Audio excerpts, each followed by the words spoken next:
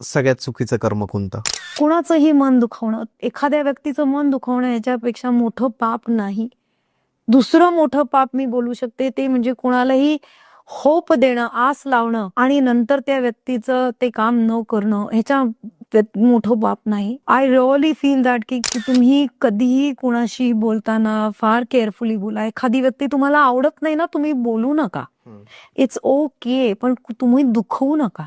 कारण ती व्यक्ती कुठल्या लेवलमधनं काय बॅकग्राऊंडने आली आणि काय ते तळतळात घेऊन मनात बसलीये हे आपल्याला डिकोड नाही करता येत. आणि त्या क्षणी आपण जर त्या व्यक्तीला बोललो आणि त्या क्षणी ती व्यक्ती काही बोलले तर तुम्ही काहीही करा, ते लागणारच. कुणाचा अपमान पण नाही करायचा, कारण अपमान केला तर मन दुखणारच आहे. सी, मला ना काय वाटतं माहितीये का चेतन, की इट इज व्हेरी सिम्पल. लोक जे आर्ग्युमेंट्स करतात, तर आर्ग्युमेंटची गरज काय आहे? सोपं गणित आहे आयुष्याचं. Convince or get convinced. Either मी सांगते, मी तुम्हाला कन्व्हिन्स करेल, किंवा तुम्ही मला तुमचा पॉइंट कन्व्हिन्स करू शका. इतकं सोपं आहे ते.